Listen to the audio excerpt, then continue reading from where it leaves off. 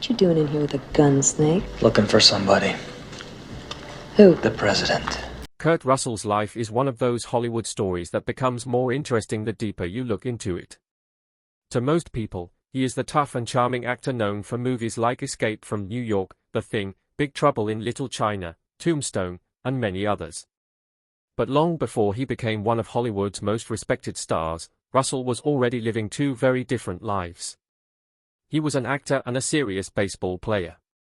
He started working as a child and became connected with Walt Disney Studios at a very young age. Disney eventually signed him to a 10-year contract, giving him a clear path toward a long career in entertainment. At the same time, baseball was not just a hobby for him. It was something his family understood deeply. His father, Bing Russell, had also played minor league baseball before becoming a well-known actor. Kurt grew up around both worlds, but baseball became his real passion. He played second base, worked hard on his hitting, and eventually entered the minor leagues while he was still working for Disney. His early baseball career was serious enough that people believed he might have a chance to move higher. The Society for American Baseball Research notes that Russell was a talented switch-hitting second baseman whose skills created real interest in his future in professional baseball. That makes his story very different from the usual celebrity who briefly tries a sport for publicity. Russell was not pretending to be a baseball player.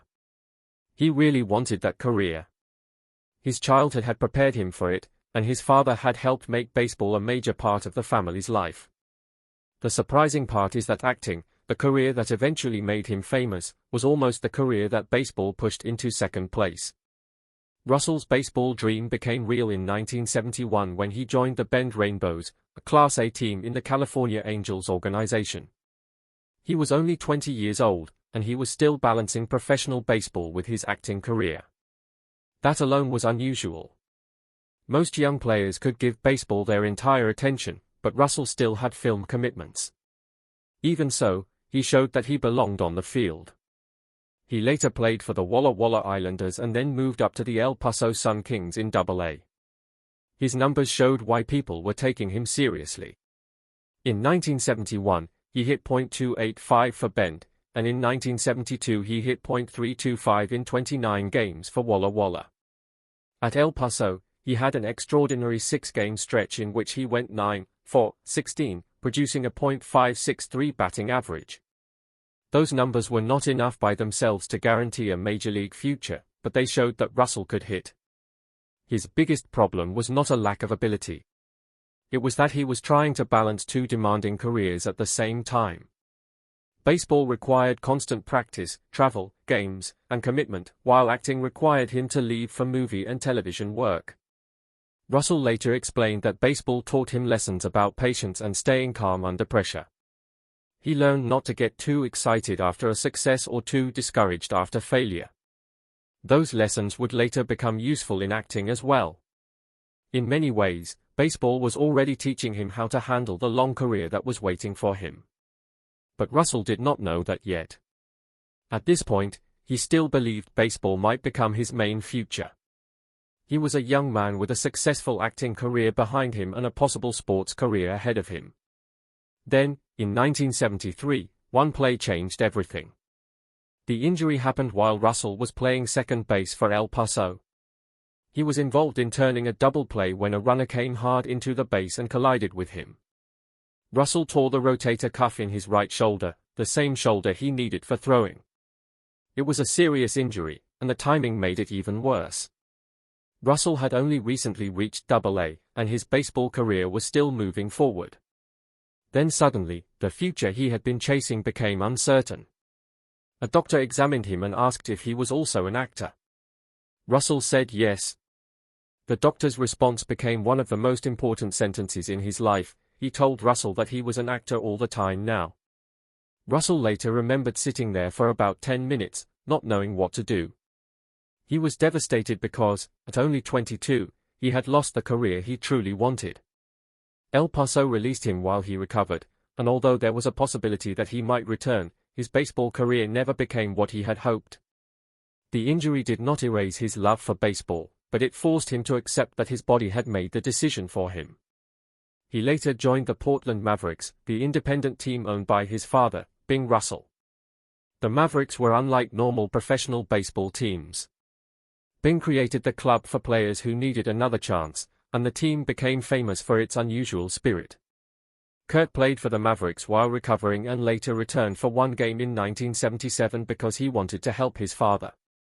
The story is important because Kurt did not simply walk away from baseball and forget it. He remained connected to the sport through his father and the Mavericks. But after the injury, acting was no longer just another job waiting for him. It became the path that remained open.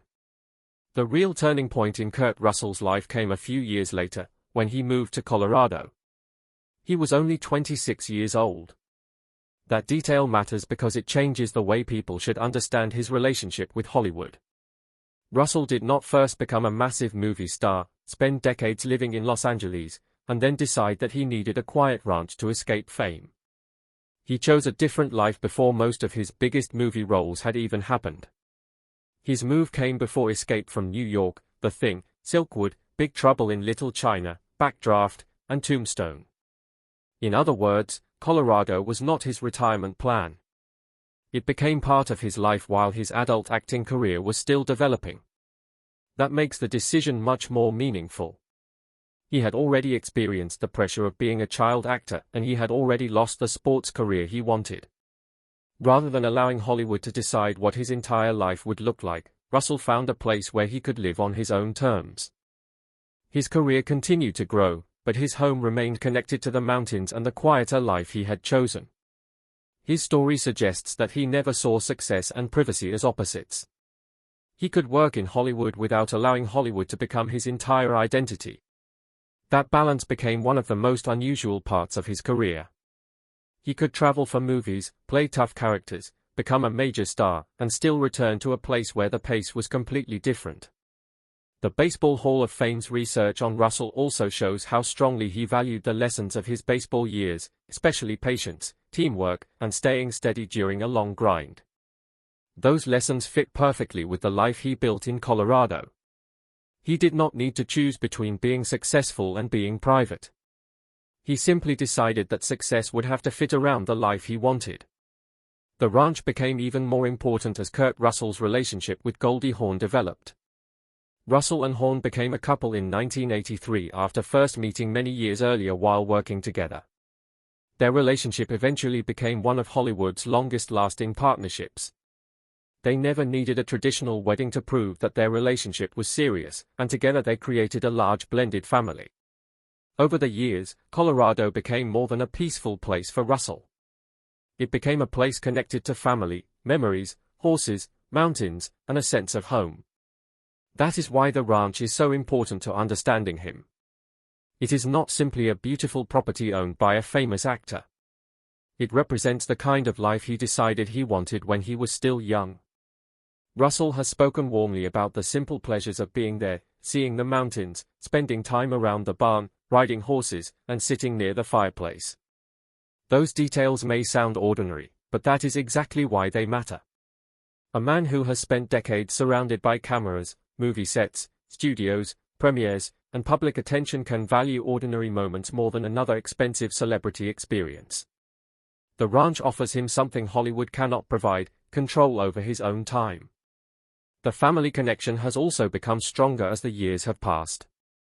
His son Wyatt Russell, who followed his father into acting after a professional hockey career was interrupted by injuries, has also made Colorado part of his family life. The pattern is striking. Bing Russell loved baseball and acting. Kurt Russell inherited both passions, lost baseball because of injury, and built a major acting career. Wyatt pursued hockey before turning to acting. The family seems to understand both sports and entertainment, but they also seem to understand the importance of having a life outside the spotlight. For Kurt and Goldie, Colorado became the place where those two sides could exist together. The ranch also represents something that becomes more valuable with age: privacy. Kurt Russell has spent most of his life being watched. He became famous as a child, worked with major stars, and eventually became one of Hollywood's most recognizable actors. Goldie Hawn experienced the same kind of attention. Together, they built a life that naturally attracts public interest, yet they have generally avoided making their private world the center of their public image. Their Colorado home gave them a place where they could step away from that pressure. One of the most unusual stories connected to the property involves Princess Diana. According to the story presented in the script, Russell suggested the ranch as a private place where Diana could escape the intense attention of the press. Whether viewed as a story about celebrity friendship or simply as an example of the ranch's privacy, the episode shows why such a place could be valuable to someone living under constant attention. The ranch was not just about luxury. It was about space and peace. That same desire for privacy has remained important to Russell and Hawn as they have grown older. Their lives have changed, their children have grown up, and grandchildren have entered the picture, but the appeal of Colorado has remained. There is also another side to their decision to spend more time away from Los Angeles.